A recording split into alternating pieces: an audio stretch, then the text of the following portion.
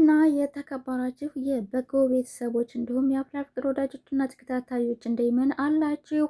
እኔ ጋር አለው ደህና ነኝ። እናንተ እንዴት ናችሁ? ዛሬም እንደተለመደው አፍላ ፍቅርን ይዤላችሁ መጥቻለሁኝ።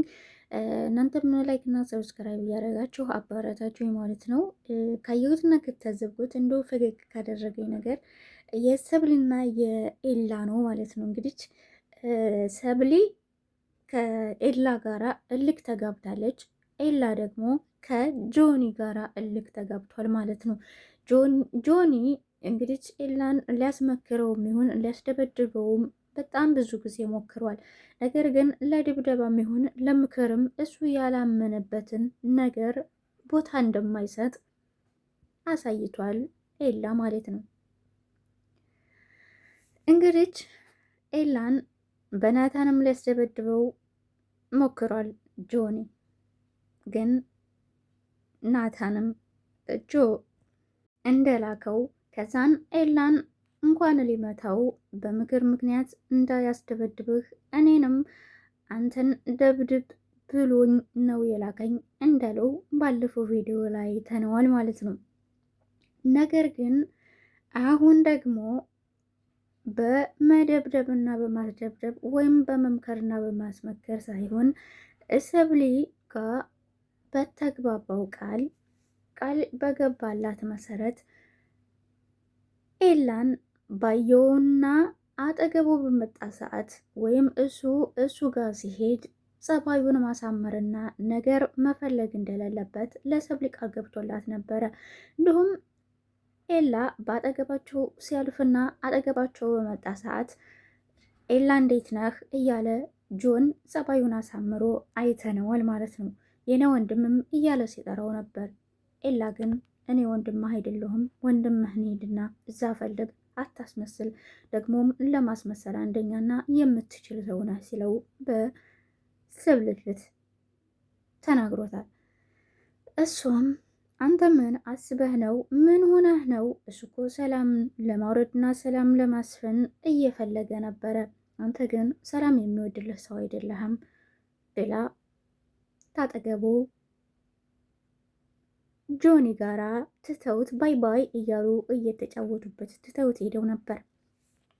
ኤላም እልክ በገባው መሰረት መንገድ ጠብቆ እንደሚሸኛት ምክንያቱም ሁለት ቢሆንም አንደኛው መሲ በአመጣችው ነገር ሁለተኛም ደግሞ ጆኒ ጋር በተገባው ልክ ነበረ።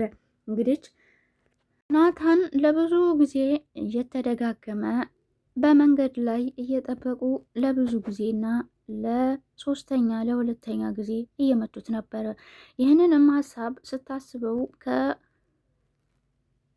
ቃጭል ውጭ ይህንን ነገር የሚያደርግ የለም ስትል አስበው ነበረ መሲ።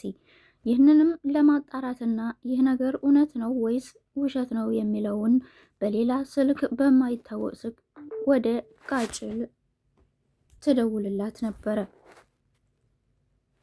ሰብሊ በመሲ ተገድዳ ማለት ነው። ሰብሊም በእጅጉም በጣም እየፈራች ይች ልጅ ላንቺ ያልተመለሰች እኔን ብትደበድበኝንሳ ብትመታኝንሳ እያለች በተጣመመና በተጣመረ ስሜት ውስጥ ነበረች። እንደዚሁም ናታን መጥቶ ሁሉን ነገር ከነገራቸው በኋላ አንቺ እጅሽን ከዚህ ውስጥ አውጪ፣ ይች ልጅ መከራ ውስጥ እንዳታስገባ ይላታል። እሷም መሲ እኔ አንተን መከራ ውስጥ ስላስገባው እሷን መከራ ውስጥ ታስገባታለች ብለህ ፈርተህ ነው እያለችው ነበረ። እኔ እንደዛ አላልኩም፣ እንደ መከራ ውስጥ ማስገብተሸኝ አታውቂም፣ ለምንድን ነው ቀና ቀናውን የማታስቢው እያለ ግራ ይጋባ ነበረ። እንግዲህ ናታን ብቻውን ሲያስብና ሲተግዝ ታጠገቡ መጥቶ ኤላ ሲጠይቀው የተፈጠረውን ነገር በሙሉ ይነግረዋል። እሱም ሰብሌን ያልታሰበ ጣጣ ውስጥና አደጋ ውስጥ እያስገባቻት ነው መሲ እያለ ይነግረዋል። እኮ የኔን ሰብሌን ነው የምትለው እያለ እሱ ደግሞ ሰብሌን ያንተ ማን ነው ያደረጋት እያለው እየተገረመበት ነበር። እሱም ታጠገቡ ምንም አይነት መልስና ወሬ ሳይፈልግ ተነስቶ ሄዶ ነበረ። በዛ ምክንያት ነበረ ሰብሌን ኤላ ሊሸኛት የነበረው። እንደዚሁም ለሰብሊ ጆን እጅጉን በጣም የሚያምርና ትልቅ ሰፕራይዝ እንዳዘጋጀላት ይነግራታል። ምክንያቱም ኤላ እንዳይሸኛት የኤላን መሸኘት አለም ስለነገረችው እሱ እንዳይሸኛትና የእሷ ምርጫ ማን እንደሆነም ለማወቅ ጭምር እሱም ሰፕራይዝ እንዳዘጋጀላት ስለዚህ ይነግራታል። ስለዚህ ማንም ሳይሆን ዛሬ የሚሸኝሽ እኔ ነኝ የምሸኝሽ እያለ ይነግራት ነበረ። ግን እድሉንና ጭንቅላቱን ተጠቅሞ ኤላ በአማን ቀን የገባችለትን ቃል አሳይመንት ታሰራናለች። ለሌላ ነገር ሳይሆን አሳይመንቱን እንድታሳርኝ ነው። ስለዚህ የግድ ቃል ስለገባሽልኝ ደግሞ ዛሬ አሳይመንቱን ካልሰራሽልኝ ወይም ካላገዝሽኝ ዛሬ ብቻ ነው ያለኝ ቀን። ስለዚህ እድልን መጠቀም እፈልጋለሁ በገባሽልኝ ቃል ይላታል። እሷም ጆንን ለብቻው ጥላት ወስደውና ለአንዴና ለመጨረሻ ጊዜ እባክህን ለአስጠናው አሳይመንቱን ልስራለት ትለዋለች። እሱ ምንም አማራጭ ስላልነበረው ምክንያቱም የገባላትን ቃል ሁሉን ነገሮች ሊላት ስለነበረ ስፕራይዝን እንደገፋሽው ግን ወቂው ግን ደግሞ ታንቺ አይበልጥም፣ አንቺ ደስ ያለሽን ማድረግ ትችላለሽ በሚል ሀሳብ ተስማምተው ጆኒ እያዘነም ቢሆን ሰብሊን ወደ ኤላ ሸኝቷታል።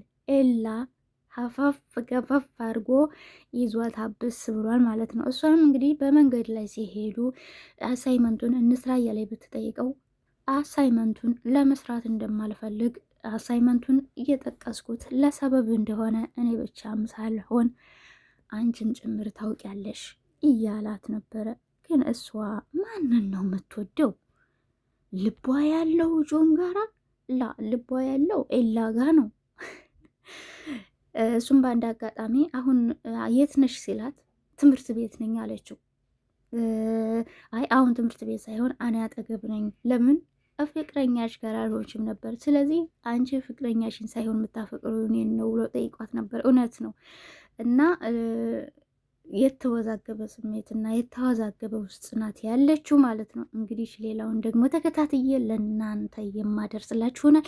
እስከዛው ድረስ ለቤቴ አዲስ ከሆናችሁ ሰብስክራይብ እና ላይክ ማድረጋችሁን አትርሱ። ወዳችኋለሁ ቤተሰቦቼ፣ አመሰግናለሁኝ። በሌላ በጥሩ ቪዲዮ እንገናኝ። ባይ ባይ።